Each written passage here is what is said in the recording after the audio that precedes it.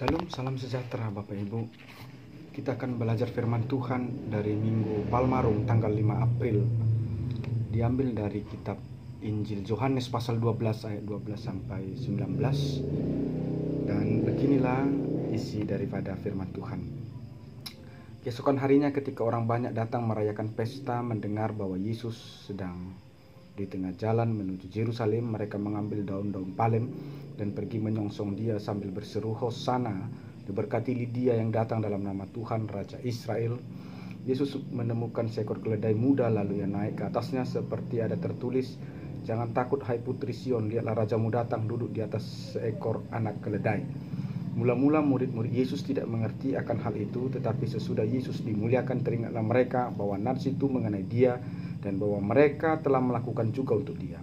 Orang-orang banyak yang bersama-sama dengan dia ketika ia memanggil Lazarus keluar dari kubur dan membangkitkannya di antara orang mati memberikan kesaksian tentang dia. Sebab itu orang banyak pergi menyongsong dia karena mereka mendengar bahwa ia membuat mujizat itu. Maka kata orang-orang Farisi seorang kepada yang lain, "Kamu lihat sendiri bahwa kamu sama sekali tidak berhasil. Lihatlah, seluruh dunia datang mengikuti dia." Saudara, nama minggu kita ini adalah Palmarum atau Pesta Palma. Kata palma atau Palmarum ini dalam perjanjian lama sudah dikenal oleh Israel yang disebut dengan budaya atau perayaan Sukkot atau pondok daun, yang mengingatkan orang Israel bagaimana mereka dulu dalam perjalanan membuat pondok dari daun-daun dalam menuju perjalanan ke tanah Kanaan yang dijanjikan Allah. Saudara-saudara, peristiwa ini terjadi ketika seluruh orang Israel sedang merayakan ibadah Sukkot atau perayaan pondok daun. Lalu Yesus menuju Yerusalem, lalu di tengah jalan ada banyak orang yang menyambut Yesus. Saudara-saudara, yang menarik adalah ternyata Yesus dielu-elukan itu ketika ia menuju Yerusalem, atau boleh kita katakan bahwa Yesus dielukan itu adalah di Yerusalem. Ketika kita berkata, kenapa harus Yerusalem? Bapak Ibu, Yerusalem ini identik dengan bait Allah yang dibangun oleh Salomo, anak Raja Daud. Jadi Yerusalem itu ada gambaran daripada bait Allah itu sendiri. Bagaimana kemuliaan Allah, bagaimana penyambutan kepada Allah, kepada Tuhan dalam Kristus Yesus itu harus dimulai dari gerejanya. Lalu dari gereja ini dia akan bergerak seperti gerakan bola salju yang terguling dan makin besar kepada seluruh dunia. Karena itu Bapak Ibu, titik permulaan daripada kemenangan Kristus Yesus itu dimulai daripada Yerusalem, dari bait Allah ke Hal Jahwi. Saudara-saudara, ada banyak hal yang membuat kita tidak bisa menyambut Yesus dalam perjalanan salibnya untuk membebaskan kita dari dosa-dosa. Karena bagaimana mungkin kita mau melangkah ke nomor 2 kalau kita tidak bisa ke nomor 1. Ada banyak kita yang tidak bisa memberitakan Injil Allah karena kita gagal memulai dari diri kita sendiri. Yerusalem itu adalah kita. Bait Allah itu, Kahal Jahwe itu adalah hidup kita. Karena itu bait Allah itu hakikatnya bukan ada pada gedung, tapi hakikatnya ada pada hidup kita, perilaku kita. Karena itu kita tidak akan pernah berhasil membawa orang banyak untuk menyambut Allah, memuliakan Tuhan dalam perjalanan passion ini, dalam perjalanan salib ini, kalau kita tidak memulai dari diri kita sendiri. Karena itu dalam Minggu Palmarum ini pesan pertama mengajak kita untuk memulai dari diri kita sendiri. Lalu ketika kita berhasil memulai dari diri kita sendiri, kita akan berhasil membawa orang lain kepada Allah. Marilah kita menjadi panggung untuk dilihat orang banyak bagaimana Allah bekerja.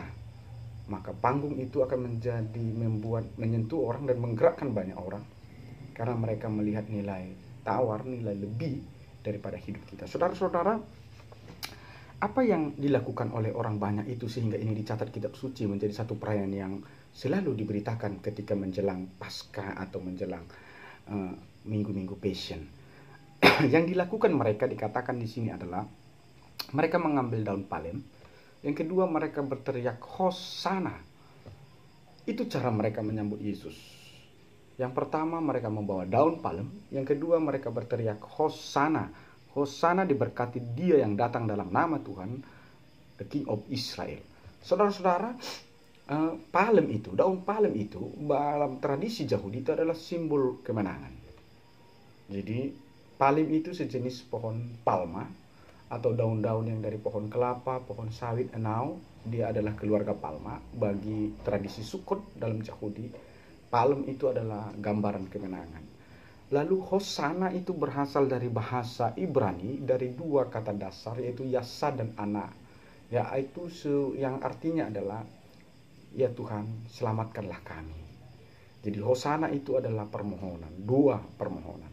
Jadi dalam perikop ini, kalau kita bertanya, apa yang akan kulakukan untuk menyambut kedatangan Yesus, kedatangan Tuhan dalam perjalanan salibnya untuk menyelamatkan saya, maka Alkitab menerangkan kita harus menyambut Yesus dalam kemenangan iman kita. Jadi jika kita belum mampu menang melawan hawa nafsu kita, kita belum menang melawan emosi-emosi kita, maka kita akan gagal untuk menyambut Yesus, menyambut passion, menyambut jalan salib yang dilakukan oleh Tuhan Yesus. Yang kedua, kita menyambut passion, menyambut Tuhan yang datang melalui passion untuk menebus dosa kita adalah dengan doa dan permohonan. Bicara Hosana, bicara Yasa dan Ana, bicara ya Tuhan selamatkanlah kami, itu berbicara tentang abodah, itu berbicara tentang ibadah. Karena dua permohonan itu adalah sinonim daripada ibadah itu sendiri. Jadi kita menyambut Tuhan, kita menyambut Raja kita yang datang untuk menyelamatkan kita melalui jalan penderitaan salibnya. Yang pertama adalah kita menyambutnya dengan perilaku hidup yang sudah dimenangkan oleh Allah. Yang kedua, kita menyambutnya dengan ibadah, yaitu Hosana, Yasa dan Ana, yang berarti kita berdoa dan bermohon kepada Tuhan. Saudara-saudara yang saya kasihi dalam Kristus Yesus Tuhan kita, dalam teks ini dikatakan Yesus menunggangi seekor keledai muda. Lalu seluruh orang banyak membawa daun palem, mengelukannya, sebagian meletakkannya di jalan dan berteriak, Hosana, Hosana bagi Raja Israel. Saudara-saudara, melihat peristiwa itu, mula-mula murid Tuhan Yesus tidak mengerti apa peristiwa itu dan mengapa terjadi seperti itu. Tapi lama-lama kelamaan mereka mengerti bahwa itu terjadi adalah sebagai penggenapan daripada nubuatan para nabi tentang Mesias. Dan Yesuslah Mesias itu menggenapi itu. Itu bisa kita lihat jelas dalam Zakaria 9 ayat 9. Dan kutipannya ada di sini, dikatakan, jangan takut hai putri Sion, lihatlah rajamu datang duduk di atas seekor keledai muda. Saudara, mungkin kita bertanya bahwa mengapa sih Yesus lebih memilih keledai muda dibanding dengan kuda yang gagah perkasa? Itu menerangkan kerendahan hati Allah,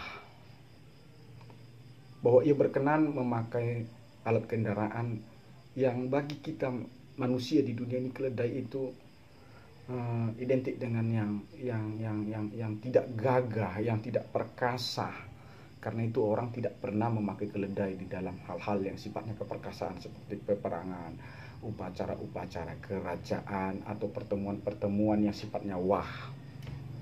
Yesus lebih memilih keledai. Keledai muda itu adalah gambaran kita, orang-orang yang terbuang karena kelemahan. Adalah gambaran kita, orang-orang yang diperbudak oleh kuasa iblis dan kuasa dunia ini.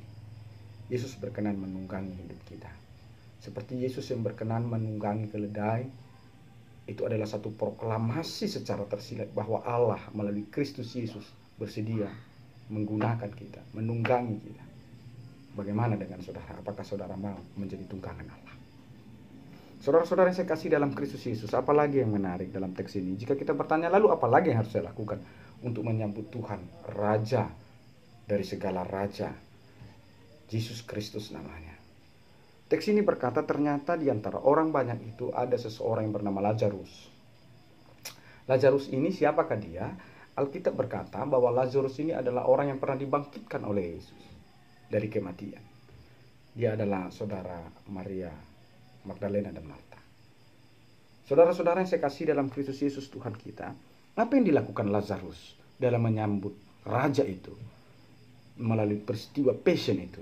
Alkitab mengatakan bahwa ia menyongsong Yesus sambil memberi kesaksian tentang Yesus, bahwa dia adalah Mesaya itu sendiri. Lalu jika kita tarik dalam kehidupan kita sehari-hari, kita harus menjadi saksi-saksi Kristus. Di dunia ini ada banyak orang yang menyangkal ketuhanan Yesus Kristus. Jangan seperti murid-murid itu. Mereka tidak mengerti tentang apa yang mereka lihat tidak dengar. Tapi karena mereka terus menggumulinya, akhirnya mereka mengerti. Karena itu jangan terus menyerah, jangan terus putus asa ketika engkau tidak mengerti tentang kehendak Tuhan di dalam peristiwa hidupmu. Seperti yang terjadi sekarang ini tentang virus corona yang mewabah. Kita tidak mengerti mau kemana arah gerak zaman ini. Dan jangan menyerah karena itu. Lama-kelamaan Roh Kudus akan membuat kita mengerti. Jika engkau membaca kitab suci, membaca Alkitab, atau engkau mendapatkan pengilhaman dari Allah, lalu engkau tidak mengerti, jangan terlalu menyerah dan putus asa karena engkau tidak mengerti. Gumuli dan hayati terus. Lama-lama Roh Kudus akan membuatmu mengerti seperti yang terjadi pada murid-murid Yesus ini. Memang tidak selamanya kita bisa mengerti dari apa yang kita lihat, kita dengar, yang kita baca. Tapi orang yang tidak mau menyerah, orang yang terus berusaha, orang yang terus menggumulinya dan menghayatinya, lama-kelamaan dia akan mengerti. Seperti murid-murid Yesus ini. Lalu Lazarus adalah prototipe yang kedua. Bagaimana dia menyambut Yesus dengan memberi kesaksian. Pada zaman milenial ini, kontemporer ini, banyak orang yang menyangkal ketuhanan Yesus Kristus. Mereka berkata Yesus bukan Tuhan karena Yesus makan. Yesus bukan Tuhan karena dia bisa disalib, dilukai. Yesus bukan Tuhan karena segala macam. Jika engkau ingin menyambutnya, maka jadilah Lazarus baru. Menjadi saksi-saksi Kristus. Nyatakanlah melalui perbuatanmu yang benar. Nyatakanlah dalam perilaku hidupmu yang benar. Nyatakanlah dalam tutur katamu yang benar. Nyatakanlah dalam tindakanmu yang benar. Sehingga dari perkataanmu, pemikiranmu, perbuatanmu, dan tindakanmu, mereka tahu bahwa Yesus adalah Tuhan. Kita adalah presentasi Allah di dunia ini. Kita adalah duta-duta Kristus. Hidup kita harus mempertontonkan bagaimana kemuliaan Allah, kebesaran Allah, kasih Allah, dan ketuhanan Yesus Kristus. Alkitab mencatat bagaimana Yesus mempertontonkan ketuhanannya melalui kasih, kerendahan hati, mukjizat, kesembuhan. Semua itu tidak bisa dilakukan dunia ini. Hanya Dia yang datang dari sorga, yang menjadi manusia yang bisa melakukan. Saudara-saudara yang saya kasih dalam Kristus Yesus, ternyata tidak semua orang menyukai kemajuan. Tidak semua orang bersuka cita kepada kemenangan. Tidak semua orang senang dan bahagia kepada pertumbuhan. Contoh orang-orang Farisi yang dikatakan di dalam ayat 19. Maka orang-orang Farisi seorang kepada yang lain, mereka melecehkan apa tentang yang dialami Yesus. Mereka berkata, lihat, semua mengikutinya. Mereka mengejek itu. Saudara-saudara yang saya kasih dalam Kristus Yesus Tuhan. Jangan berharap bahwa kita akan dicintai oleh semua orang. Akan selalu ada orang yang tidak menyukai kita. Yesus adalah putra Allah. Dia tidak bercacat, tidak berdosa. Dia tidak pernah melakukan kejahatan. Tapi ada yang tidak menyukainya. Farisi, Saduki.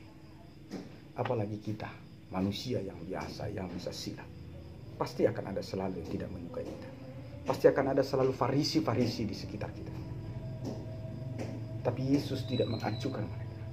Yesus tidak berhenti melakukan kehendak Allah, sekalipun mereka memberikan komentar-komentar negatif atas segala kemajuan, kesembuhan, pertumbuhan yang terjadi. Karena itu jika ada orang yang mencekal engkau, ada orang yang ingin menghambat engkau melalui hujatan, melalui hoax, melalui fitnah atau segala macam bahkan ujaran kebencian, tetaplah menjadi tunggangan Yesus. Tetaplah hidupmu menjadi palem itu menjadi kemenangan. Tetaplah hidupmu menjadi hosana, yasa, dan anah, menjadi doa, permohonan, menjadi ibadah. Tetaplah menjadi Lazarus, menjadi orang yang memberikan kesaksian melalui perbuatan, perilaku, perkataan, bahwa Yesus itu adalah Tuhan. Selamat Minggu Pamaru. Tuhan Yesus memberkati saudara-saudara sekalian. Amin.